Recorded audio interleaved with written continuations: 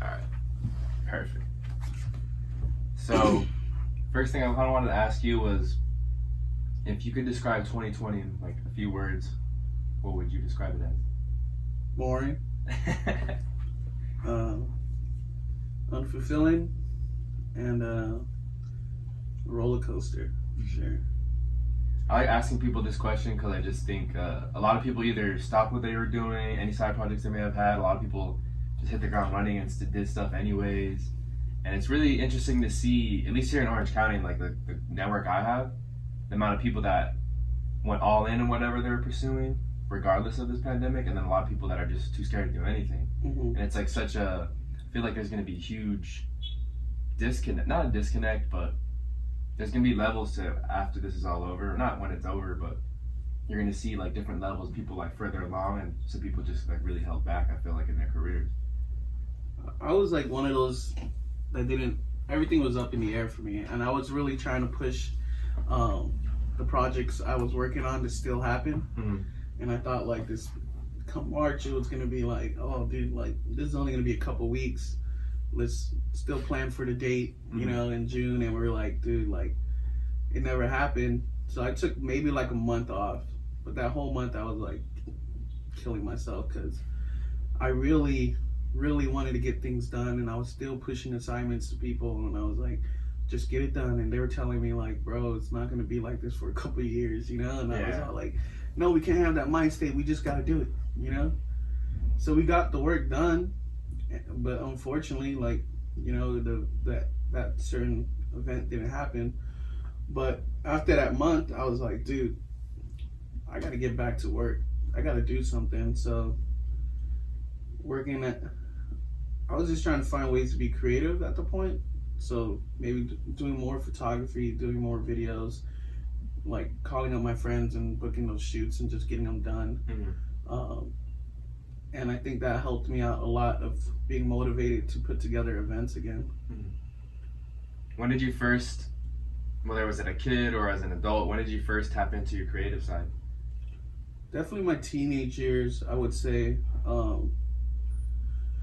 Teenage years, you know, other than sports, like I didn't really have that many outlets. So I think that's when I started trying to write music, and as well as, you know, doing graffiti and just being creative on that end, and just, you know, working on art. Did you have a tag name when you were graffitiing? Yeah, but I can't say that. You can't say that? I'm not gonna say that. Okay. I had one too. I never did it, like, I just did it on like friends' notebooks and stuff, but then some friends called it Curly Fry. And so I would just tag that every now and then with Sharpies. That's a long name. Yeah. Curly Fry. But, you know, the curly hair, so it kind of stuck with me for a little bit, at least through middle school years. And then high school, I kind of just dropped everything like that. So you grew up in a pretty rough part of Santa Ana. You were telling me the last time we spoke. How did you try and steer clear of that, if at all, when you were a kid? In my younger years, I was always in after school programs or sports. And I always had like good OGs around me, you know, and like my brother always used to tell me too, like a wise person learns from their mistakes, an even wiser person learns from other people's mistakes.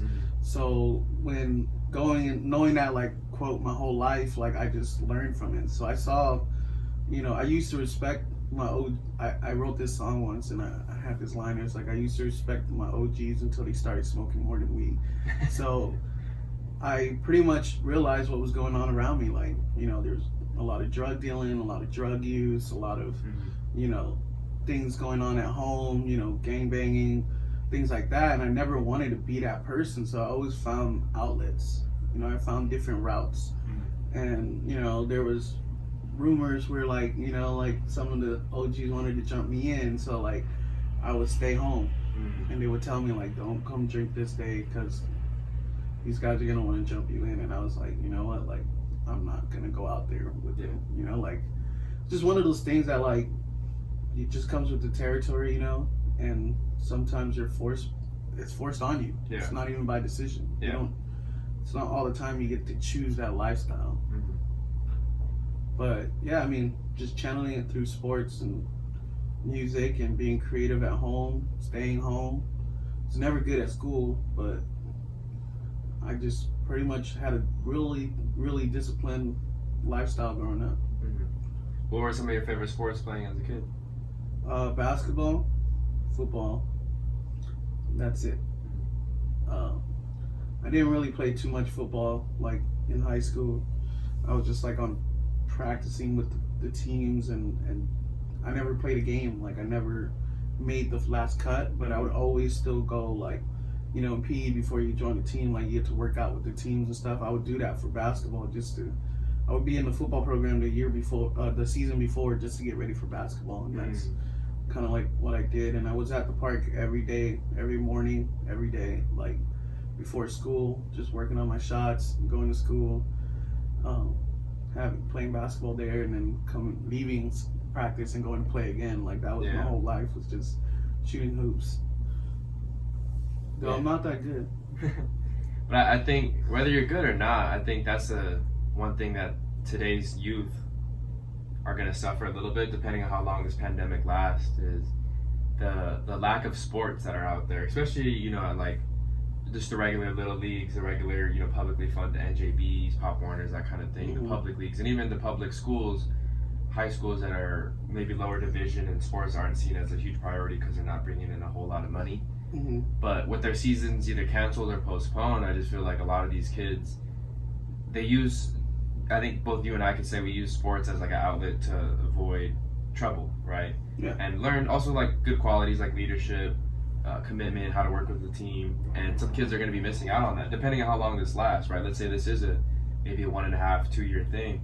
You know, there's a good group of generation of kids that are going to grow up without playing those sports that had that taken away from them. And I think it's ultimately going to hurt them in the long run too, without like learning that discipline at such a young age, without learning that commitment, that leadership skills. And they might commit to other things that are not positive things, you know? Like, I think that's what came with the city we were raised in, you know? Like obviously now, like, as we get older, we see like, man, maybe we didn't have it that bad, but like, you know, growing up, it was like, fuck, we did have it that bad and we overcame it. And that's like, and those are like the stories I like to hear, you know, like people overcoming whatever happened to them in the past and being able to be a better person and giving back to their community. Like that's a great story.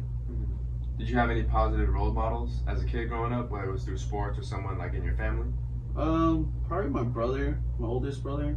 He kind of just always got us out of those situations, you know, like he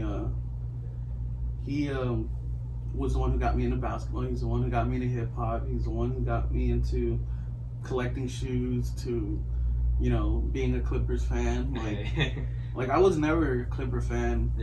Before, like I became one. I was actually a New Jersey Nets fan because I liked Kenyon Martin was my favorite player. Kmart, yo. Like something about his game and his hustle. Like I just loved who he was, like as a player. But I realized I didn't really like the team. Like I didn't like the branding. There was nothing about it. But I used to record, because my brother would work, so I would videotape every Clippers game for him. So I'm like forced to watch these games as a kid, and I'm just like, man, I know more about this team than I do about my own team. And then I was like, I jumped ship. So in like 2001, like I was like, dude, I'm gonna become a Clippers fan now. Like. Did you have a favorite player when you first converted over? Darius Miles, man. Miles was a bright young player. Like he should have been better than what he was. You know, unfortunately injuries got to him, but I just liked how he had fun. Like he was out there just dunking and throwing alley-oops, catching alley-oops, and this whole knucklehead thing, and like, he was just, and the block shots, his length, like. For a 6'9" guy with handles like that too, it was at that time it was not seen, you know, like. But yeah, Darius Miles is one of my favorite players from that era. Obviously Lamar Odom, and a little bit later Elton Brand. Elton Brand was a hustle player for a short dude. Like that guy got his. Especially his Clipper years were like his best years, and he was a killer. I liked his game too because he had a little bit of finesse, but he also had a little bit of bully ball on him. And he was undersized for a big, but I feel like he didn't get like pushed around by the other bigs. And this is back when they actually had like bigs playing center, and you would throw it down to them and they would back you down, that kind of thing. Yeah, he was a bad guy. But yeah, there's a lot of good players. They just never had the right franchise. Yeah. You know, like obviously they lost this year with everything pretty much handed to them, but they didn't get the job done on the court. But like back in the day, like man, like it was just like you never saw the owner, you never saw the team grow, like you never saw new jerseys come out, you never saw like the players at events, things like that. Like they didn't have like, oh, Clipper Day, come meet your favorite players or anything like that. Like that guy didn't spend no money on his team. Like he was just collecting checks. He didn't want to spend money on players. He didn't want to spend money on his team, coaches, none of that. So, and I think that's crazy to be an owner. Obviously, like you have to have a lot of money and you have a lot of other business ventures to be an owner, but to buy a team and then not to even just kind of half-ass it and just kind of drag it along, I think that's kind of 30 years. Yeah, but that's kind of weird because it's a professional sport, and I feel like if you really invest in that, I don't know what your other business ventures may be, but like you can get a big turnaround.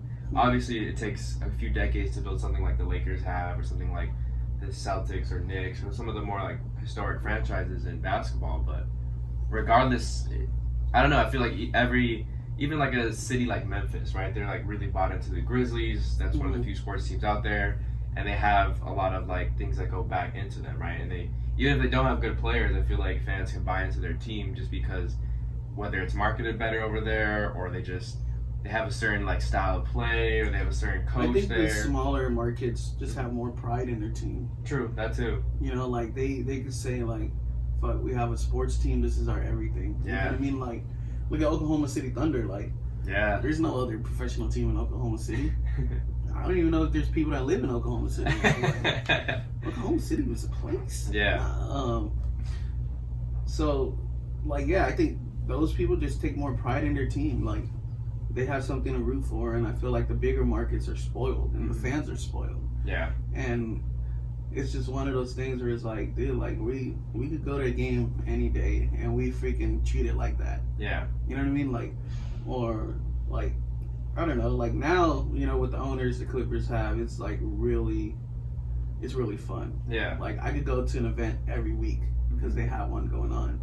Like if the tickets are still affordable, like, you know, Clipper tickets have always been affordable, but they haven't really changed. And then even when they were winning, even playoff tickets, I remember my first playoff game I paid $25. Like I was like, I'm gonna go. That's a good deal. But yeah, the marketing now is amazing. How they rebranded their team, how they were able to bring stars the last few years to come play, even the old stars, like to come out and be on the bench. Like it's been good. I just think now it's time for a new change of a voice in the locker room. So you think Doc Rivers is out? I would definitely think so. I would think so because it's been what, 8 years. Like you haven't accomplished much. Like he's a great coach. Don't get me wrong. He's a good X and O's guy. He's a good motivator. He's good on defense. But the thing is, they need a different voice. That's all it is. Sometimes you just need someone else to come in and tell you, like, hey, like, this is how I want to run things. And that's what the front office, too. It's not just, you know, the players, like, because obviously you get new players every year, you know, but you got to bring in someone new to change the style of the game, too, because Doc's style is really old school. Like, you need a point guard in order for his style to be successful. That's why Chris Paul was always, like, a great player for him. But we don't have a point guard. We have Patrick Beverly, which doesn't really call plays. You know what I mean? Like he's a great point guard, but he's not like a playmaker. He's not gonna be like, we're gonna run this, we're gonna run that. So it's interesting. It's really stagnant ball right now. For them. They were just dishing it out to the stars. That's pretty much what I saw most of the time. And some strange reason, Lou Will and Montrez are not playing that pick and roll like they always used to.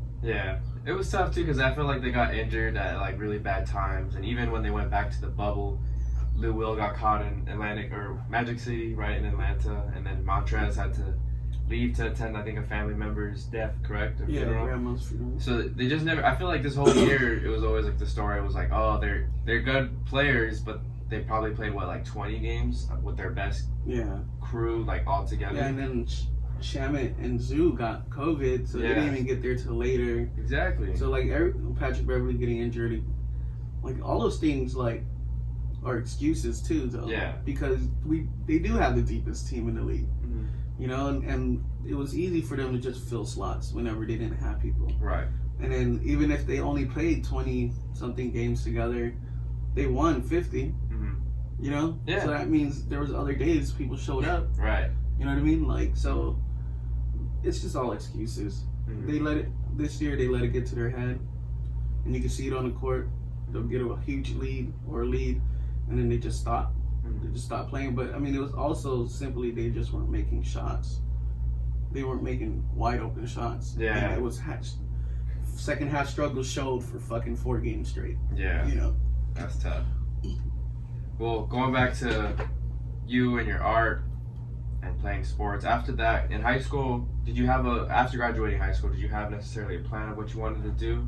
And how did you kind of bounce? Well, I never graduated high school. Okay. I just continued school. Yeah. Like, I went to adult schools, and then adult schools and just work for a little bit, and then yeah, I was writing a lot of graffiti. Like, I was really writing a lot of it. Like, I was getting around everywhere. That was my life. I would go to stores and like steal spray cans and like art supplies and just go out there and do crazy shit with my friends. It'd just be in parties all the time. We were throwing parties like every weekend. Wow. You know, like that was kind of like our thing. Like, let's just throw a party. What's the theme? Well, let's do a Hawaiian theme. Okay, we're gonna do that. You know, like we didn't really just throw parties without themes, and maybe that's where my event like lifestyle came from, was just throwing house parties. Yeah. So yeah, and then I got caught up writing graffiti, and then I went to jail, and I was like, yeah, that was before everything started. Was that? What did you love most from or about graffiti when you were doing it? I think because I ran my own crews, so it taught me a lot about leadership, helping people out and keeping people together, and loyalty, and to one another. Like, we fought for each other. Like, we literally fought to back each other up, and I don't know if maybe sometimes it was for the right reasons, but it taught me a lot of things, you know. But yeah, we just fight with each other, staying consistent, staying passionate about your art. Like, all those things came out of it for sure. I think one thing too, the attitudes towards graffiti and graffiti type art, I think has shifted, at least since I was a kid. People looked at graffiti as kind of like, oh, like things that delinquents do and stuff that's on the streets, and it's not really considered art. But now I think within the past 5 to 10 years, I've seen a lot more stuff, whether it's an artist or a graphic designer, incorporate more stuff. And you'll even, if you drive through Santa Ana's or other urban areas like the LA's and surrounding areas like that too, a lot more local mechanic shops or local barber shops will have like the graffiti art as their main sign. How do you think that, like, as a culture, society kind of shifted more favorably towards graffiti art, or is that? Yeah, definitely. I mean, and I saw it coming, you know, when I was writing graffiti. Like, we knew it was going to get commercialized. We knew it was going to be more accepted. And we knew, like, artists were going to sell out to big companies and stuff like that. But I wouldn't really even consider it selling out. Like, honestly, the culture shifted. Yeah. It was dead for a long time, like in the 90s. Like, it was just not really around, you know? And then come to 2000s, it popped up again. And then now it's literally in everything you see: commercials, branding. Even look at the NBA, like Brooklyn's jerseys, Dallas jerseys. Like, that's graffiti. Like, and it's becoming more acceptable, but also the street culture is where it died out, because not that many people were actually doing it streetwise. Right. You know, like, now everyone knows, like, oh, if I get good enough to draw something, I could actually be a designer. I could actually make my own clothes. I could actually, you know, put my art out there in galleries. Like, and I think people realize that, like, we don't need to get in trouble to make art. Right. And the older guys just got tired of it. When you get older, like, I don't even like talking about it no more to people. I see people that I know from those days, and I just, like, I don't talk about it. I won't talk about the past, what happened. I don't talk about who I had beef with. I don't talk about, you know, doing it again. I don't even draw anymore. Like, I don't even have the urge to even like pick up a pencil to even tag something, you know? Like, Yeah. And I feel like that's just me evolving from it. But yeah, it taught me a lot, dude. It taught me a lot. Why do you think that is? Was there a certain point in your life that you just wanted to drop everything? And how come? I told myself, like, even going into it, like, first time I get caught, I quit. Okay. And then that's what I did. And the second time I got busted was just for... So after the first time I got caught, I never wrote outside again. I never wrote on anything. I never went painting, none of that. I just turned to canvases. And the second time I got busted, since I was on probation, like, they found, like, supplies and stuff in the car. So I didn't tell my PO, and I didn't check in with him for like 11 months. He didn't even violate me. He didn't come get me or nothing. And I went to court for not finishing my community service. And then the judge is like, hey, what does your PO say about you bumping into this person in your other case? I was like, oh, my PO, I haven't seen him in 11 months. Yeah. They locked me up on the spot. Dang. So I ended up doing like 3 months. And then I got out early on work program for like, I got out like a week early, but it accounted for like 2 weeks.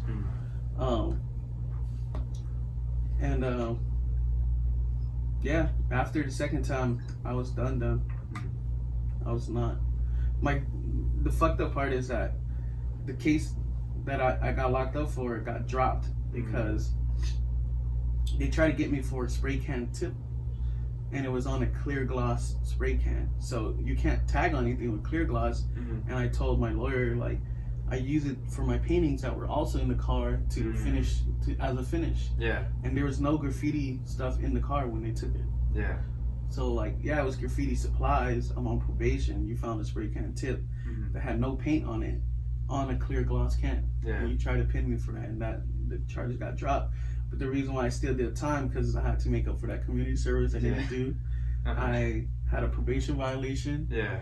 And pretty much, yeah, I mean, that was it. Like, and I did 3 months, and I came out, and I was like, I'm done. Like, I was done with my community service.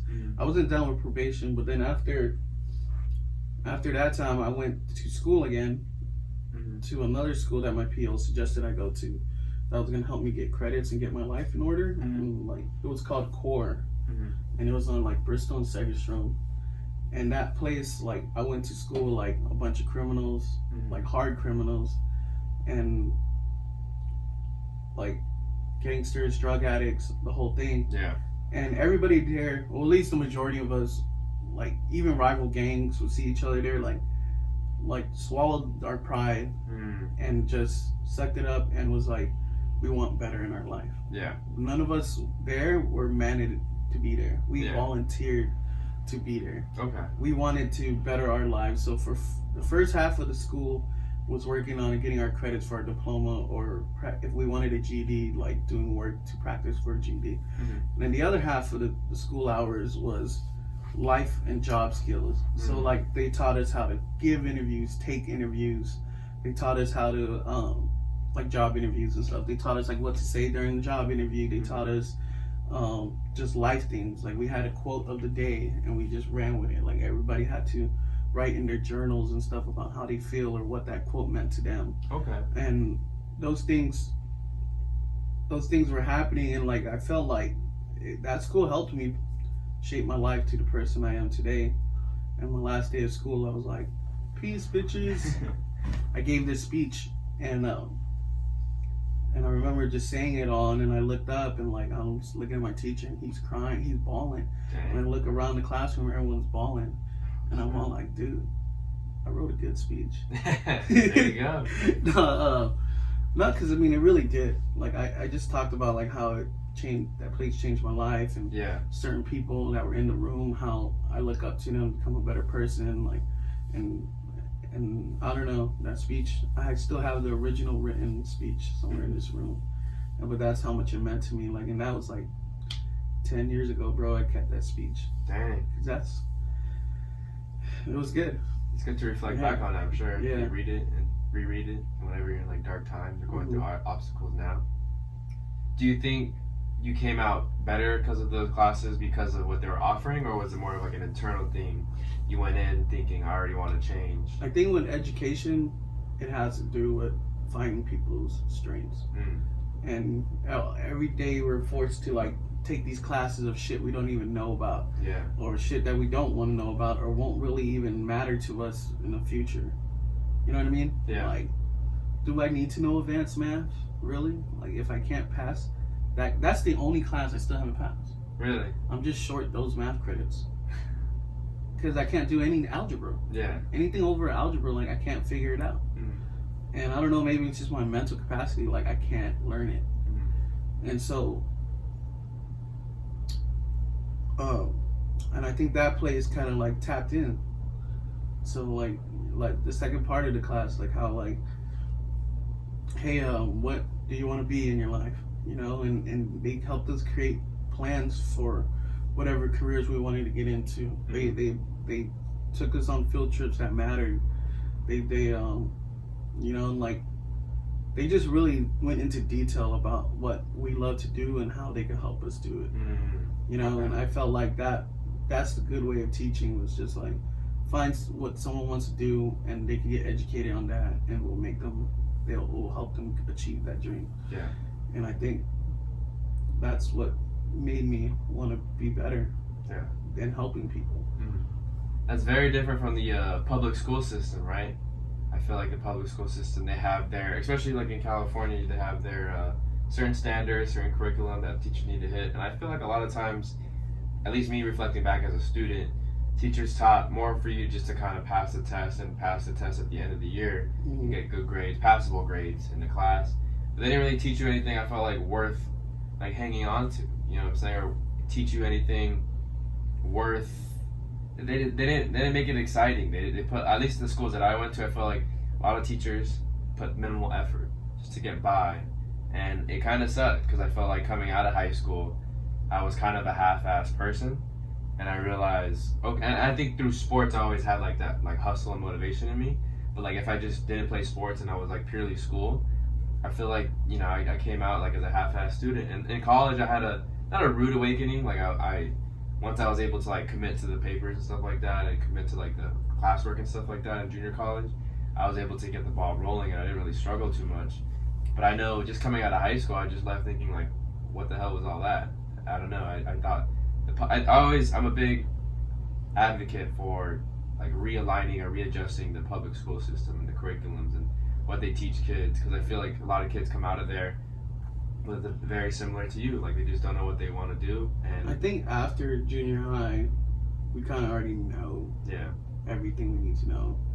Like, high school should be more like a learning process. That's when we have to be selective and be like, hey, like, you already know what you want to be. Everyone's gonna have a career change in their life, but you know, at least at that young age, you work on building that person and becoming that person in the society we live in. You know, right? But I never found that until I was older. Like, and me being so like multi, like, I don't know the word, but like pretty much diverse in like different things and good at different things. That kind of like helped me stay intact of who I truly am and want to be.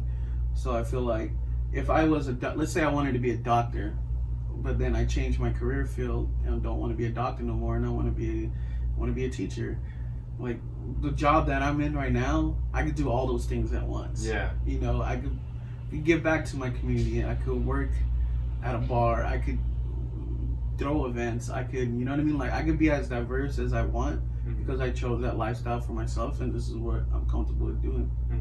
I think that's a big thing too, is like, especially when you go to college right after high school, the biggest thing they tell you is like, choose one major, right? I think a lot of times we're really young at that age, we don't really make a lot of good decisions, but we just think, oh man, like I have to pick one thing that I want to do for the rest of my life. When then in reality that's not always the case. Like, there is a lot of people who just be doctors and they're fine being doctors and they're happy with being doctors. But I think there's a lot of people who like to do a little bit of everything, right? And I think I've had a lot of people on that show. I think I'm kind of like that. I think, you know, meeting you, seeing that you're like that, and there's a lot of people in the community like that, where they don't want to just be all in on one thing because they have, like I said, like a diverse think that diverse or versatility, Versatility. like a versatile skill set, and they want to be able to jump into different ventures and explore different things, explore different creative outlets. And I think that's important, right? I think we're starting to see more of that, especially from like the athlete side, right? I don't think when you first became a Clippers fan, there was too many athletes that were like highlighted for things they did off the court, right? But like we look at LeBron James, and he built the school in his hometown, and he also invested into Blaze Pizza, and he also invested into different things, right? And you're seeing more and more of that, mainly because of social media, and they have their own platforms to put that stuff out. But I think now it's more acceptable to be that, let's say, a politician who also owns something else, or to be an athlete who also does something else, to be a doctor or a nurse or an artist that does something else. You know what I'm saying? Mm-hmm. Yeah, it's way more accepted now, but we're talking about people with money. Yeah, that's true too. That's the difference too. Yeah. It's like they have money, they could do whatever they want, and I feel like for some people, maybe sometimes they look at it going into their careers because they want money. Right. Like money to them, they feel like they want to be set for life. Like I was never that person. I'm not set for life at all. You know what I mean? But I'm enjoying it for the moment. But those people become like people that they love the money they're making, but they hate the job. Yeah. And I don't want to hate what I love to do. Yeah. Or I used to love to do. I'm always gonna love what I did. You know, I don't live life with regrets. Like you just gotta go in there and accept everything that falls on your plate, and you just make the best out of it.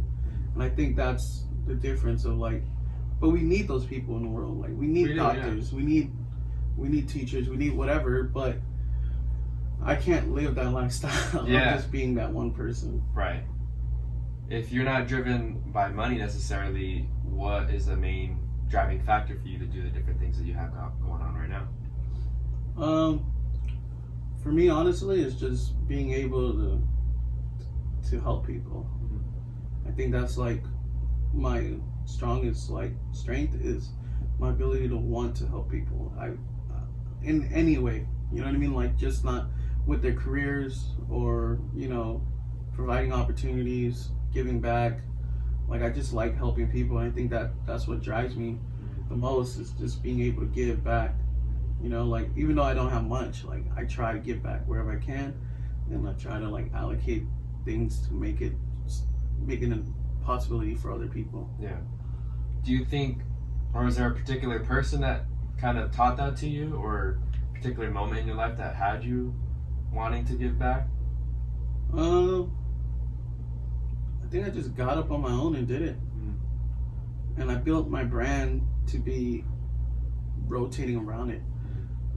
Because there was never really one moment like growing up where like I was giving. Like I was a hustler. I was selling. Yeah. So like I was like, I would sell like random shit. I remember in junior high, I was like 12 years old, and my brother put me on this hustle about like, not to go off topic, but he put me on this hustle. He's like, dude, go to 99-cent store. We spend $10. You get 10 boxes of condom.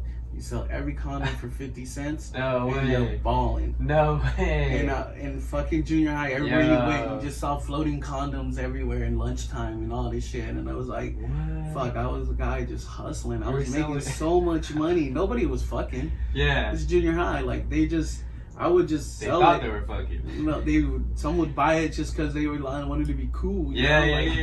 And then, But yeah, dude, like that was like one of my first hustles. And then like I worked at the swap meet when I was 11 years old, like all of through high school. Every weekend, I woke up at 5 in the morning, went to the swap meets, set them up, Orange County Marketplace. Okay. And until like I saved enough money, and then like even when I was working there at some of the places, I would steal from like my bosses. So like let's say like sports lanyards or whatever, and I would take them and I would sell them at school. So it'd be like, oh, that's gonna be $15. That's $15. And it was all a profit for me.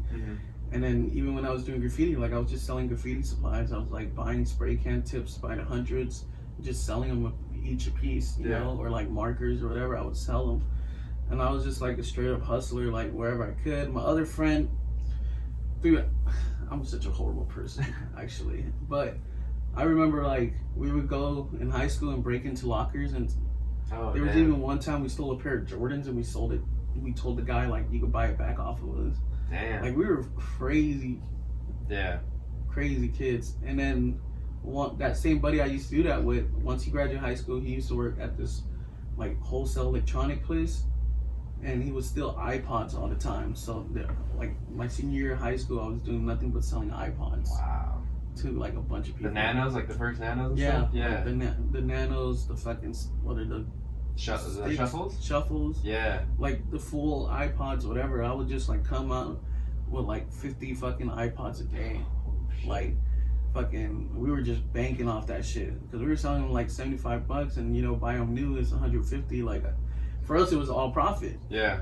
Man, I would just hustle. But going back to giving back.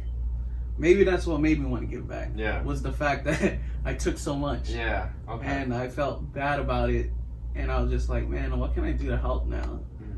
And so we always did things like feed the homeless and, you know, backpack drives and water drives and just whatever we could do to give back to our community.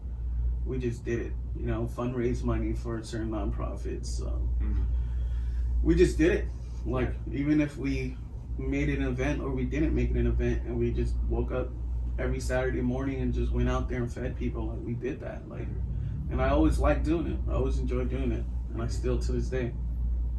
So I know you have a lot going on now, but right after you graduated from that core school, the continuing education, what was some of your first moves that you made? I started working at a nightclub. No, actually, I was working at the nightclub already during that time.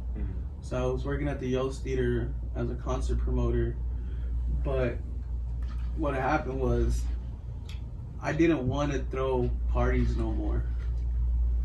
I felt like, man, I'm like 23 years old. Like, I need to want more for myself. You know, we're 22 years old. I need to do things for a purpose. So I started a art collective called Konsept, and we had almost 50 people part of this collective over the years, for the last 9 years almost now, 9 years. And next year will be our 10th year. But I wanted to build artists. So I wanted to provide opportunity for artists. I wanted to have a team of artists put together art events. So it could be art shows. We did art shows, we did fashion shows, we did music festivals, we did you know, like media events. We did whatever we did. Like, you can name a type of event and we did it. Yeah. You know what I mean? Like, and so once I started doing that and helped building these artists to become where they want to be, and providing those opportunities for them and having them network with the people I knew, it just became fun again. Yeah. And it became like I could leave an event and know, like, man, I made someone's dream came true today. And if not, like if not, then I helped them build their confidence.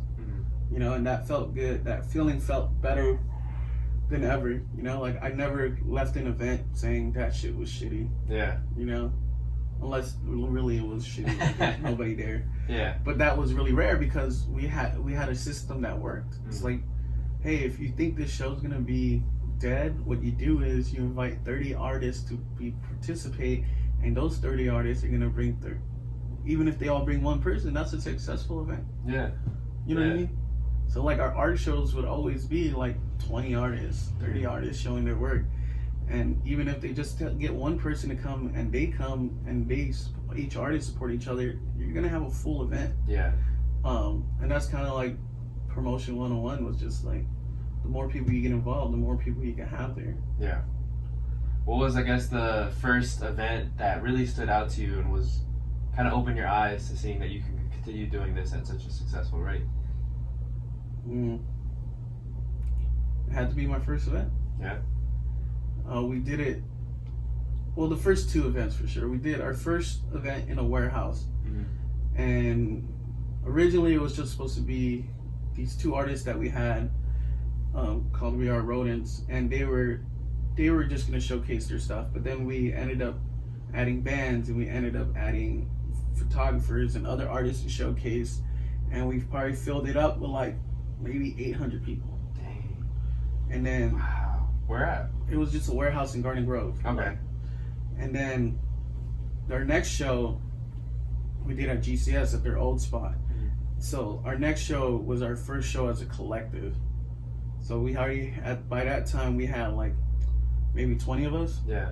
So it was just only us showcasing our stuff, and we did everything from the music, the photos, the art. It was all our collective. So our first solo show together, and we did like 500 people there. Wow.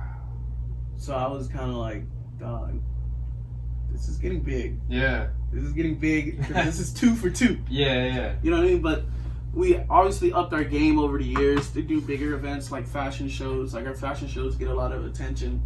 And then music festivals, of course. We had our own first music festival. The East End Block Party, right? No, Konsept Art Music Festival. Oh, okay. And then Block Party came around, and we started work. We've been a part of Block Party since the first one. Okay. But yeah, my first music festival, first Konsept Art Music Festival, was sponsored by Red Bull.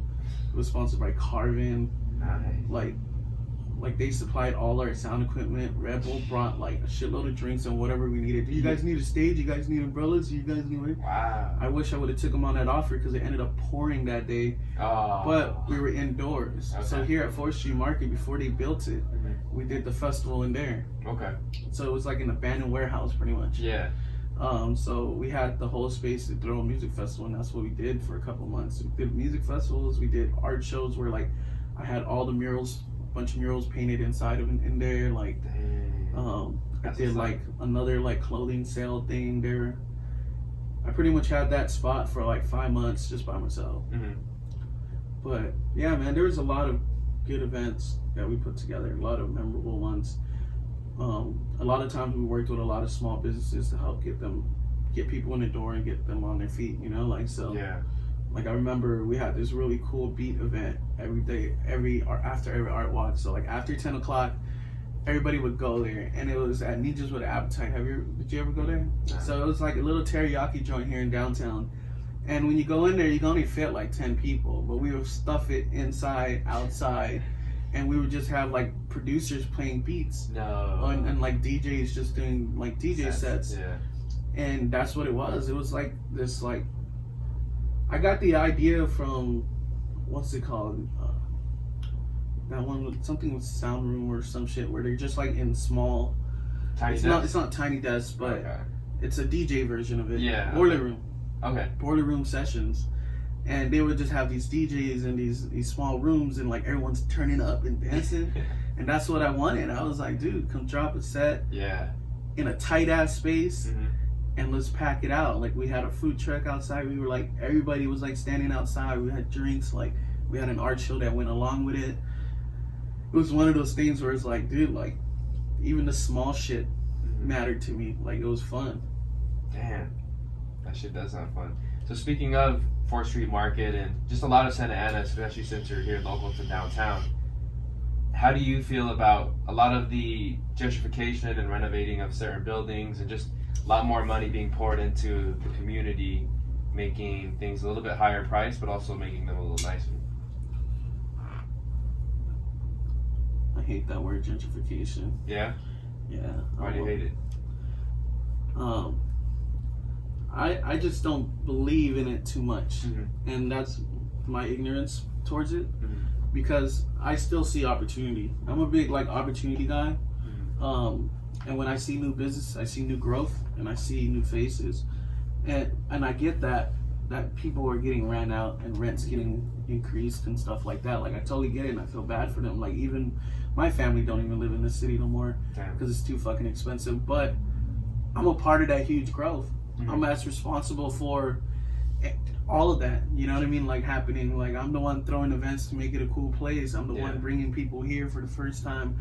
I'm the one showing them these cool restaurants, these cool stores. Like I don't know. Like to me, like I think it's good for the community because like even like when 4th Street Market opened, people that own businesses inside the market, people that worked for those businesses were all Santa Ana locals. Yeah. People that couldn't find jobs before here in downtown because it didn't exist for them because everything was mom and pops. Right. It's like family passed down. Like there weren't opportunities like that for people. So I don't know. It's like a love-hate for me, bro. Like I wish things could get better and people could stay, but at the same time, I love growth. Yeah. I love when things grow. and it becomes a cycle. Yeah, it's kind of like a double-edged sword, and I think it speaks on people's ability to adapt, right? Because I think some people see the different stuff, right? Whether it's new buildings, new places opening up, and think, oh, like they already put themselves like in a negative mindset, like, oh, here comes all these new people coming in, new businesses. Because they have a traditional mind state. Right. They like tradition. People love tradition. I love tradition too. Yeah. But at the same time, I love seeing new things because I love change, and I feel like changing and adapting is the coolest thing ever. Like, yeah, like you said, like they're gonna see new business and stuff like that. But like, imagine seeing a restaurant, you know nothing about this food. You know how many times I stand outside the bar and everyone's like, "What the hell is omakase?" Yeah. And like I have to like tell them it's sushi, but it's expensive. Like they're like, "Oh man, I gotta try it. How much is it?" Like I'm like $150 per person. Whoa. And they're like, "What?" And then I was like, "Yeah, but it's like an eight. They make you 8 dishes all by hand, specialty, like from the chef himself, like." Yeah. And it's a big thing. And he's like, "Oh, well, how can I make a reservation?" I'm like, "They're 3 months out." What? So it's like you can't. That's right here in Santa Ana? That's here, right next to the bar, next to the restaurant. And those things, like, you don't get to try this shit everywhere. No, you're not going to be open-minded to if it's not in your face. Yeah. How much good food have you tried, you know, just because you see it in a picture? Like, people don't. You have to actually see it in your face, and like people tell you stories about it or something like that. Word of mouth, yeah. Word of mouth for them to be like, "Yo, is it fire?" And they believe you. If they don't, they'll try it for themselves anyways, and then they'll be like, "You hyped it up." Yeah. And that's what we need more of. And then the culture too. Like, yeah, we get it's predominantly Hispanic people in Santa Ana, but there was a large group of people that got left out. Yeah. The Black community, the Asian community. The white community. Yeah. Like, they've always been a part of this town too. Yeah. So when people say shit, like when they come here and be like, "Oh man, there's nothing but white people down here," I'm all like, dude, these people grew up in our same neighborhoods. Yeah. You know, like they grew up maybe in richer white neighborhoods in Santa Ana, but they're still Santa Ana people. Yeah. They're a reflection of our city as a whole. Like, and we have to be more accepting to people to want to come here, because tourism draws money. And if we want people to be successful here and have nice things in the city, we have to, or even pay our cops, like we have to make sure tourism does a good job, and we're doing what we can to bring people here. Yeah, because think about how many times people from here love to go to LA, right? And explore Hollywood, explore Beverly, or wherever they may go. They're, you know, putting money into those local food places. I think it also would be beneficial to the city and to the county if they came back here too. Like people from LA, people from Riverside. Let's go to Santa Ana, try that sushi spot, or try some local restaurant that's only here in Santa Ana. You know, I think it's cool that they have something like Suavecito that's, you know, local to Santa Ana, and the headquarters are right here, you know? So yeah, it definitely pays off if people want to come visit tourism. That's a good point, because it's not just, you know, locals feeding money into the local businesses. All right, so just to wrap things up, what are some other goals that you have for the year 2020? Just keep giving back. I have my photo show coming up. It's like another creative outlet that I started picking up a camera. You know, I was already at all the concerts and music festivals, and I just didn't have anything to do. So I was like, man, I have my camera, so I might as well start shooting. And so a lot of the photos you're gonna see are in my photo show on October 24th. It's gonna be, you know, concert stuff, pictures of buildings around Santa Ana and other cities I visited. A lot of portraits of my friends and them trying to model, because I don't shoot models. Yeah. I shoot like everyday people, and I convince them to model. I'm like, "You're really pretty. Like, you should try it." And they get into it and they start really doing it. Like, I'm getting text messages right now about like doing a fitness shoot. I'm like, "Oh, I don't want to do a fitness shoot." Yeah, that's dope. But yeah, so just working on that photo show coming up, and then I don't know what the rest of the year is gonna look like. Honestly, I can't get started on the festival if I don't know if it's gonna happen. I can't plan another event. Like, we're already kind of pushing it for the 2 events that we did already, or the event we just did, and then the one coming up. So I gotta just see what the feedback's gonna be, and if it's good, then we'll keep it going. Yeah. So I do like to ask and end the show with a couple thought-provoking questions. If you could have any toppings on a pizza, what would they be? Just pineapple and ham. Okay. Hawaiian? Yeah, Hawaiian or chicken barbecue. Alright, sounds good. Yeah. If you could talk to any person dead or alive in history, who would you want to talk to? Tupac Shakur. Tupac Shakur. Why? Because he was probably my main influence growing up. Not just in his song music, but who he was as a person. He didn't give a fuck about what anybody thought of him. And he lived to his standards and the way he wanted to live while he lived. But he was just really thought-provoking, motivating, and poetic. Okay. So it's like one of those type of people I would like to meet for sure. Yeah. All right, 2 more.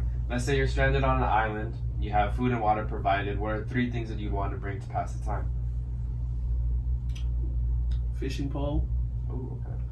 Because I gotta eat. Yeah. Well, even if food's provided. You want to eat. But the fish. Fishing is a peaceful thing. If I'm stranded on an island, you might as well fish. Damn, I don't know. I'm not really like a materialistic guy. Like, okay. It could be people. It could be. Yeah, I would definitely bring my people. Yeah. Yeah, I'll bring my family, my friends. Like, I don't think anybody would sign up to be on a deserted island. But, yeah. My fishing pole, my dad, maybe. I don't know. Pretty much, I'll just die. Honestly, I don't even know what the third one is.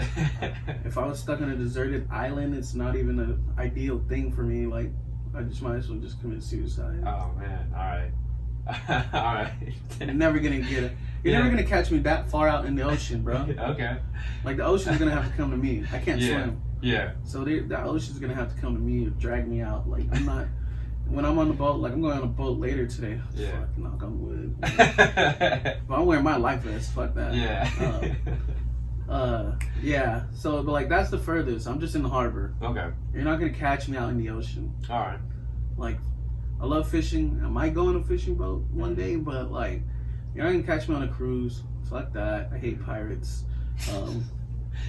You're not. Yeah, like, that's it. Okay. I'm not gonna end up on a deserted island. Promise you that. All right. All right. Last question: if you could give any advice to your younger self, what would it be? Huh. What advice would I? Don't do drugs. Okay. Yeah. Pretty simple. There you go. Drugs are bad. All right. Before we go ahead and plug where people can follow your work on social medias or wherever else you might have that stuff up at. Yeah, so you can follow me at Mike Tyson, MicTyson on everything: Twitter, Facebook, Instagram, YouTube, Pornhub, all that stuff. All right, awesome, man. Thank you again for being on the show. Yeah, thank you for having me.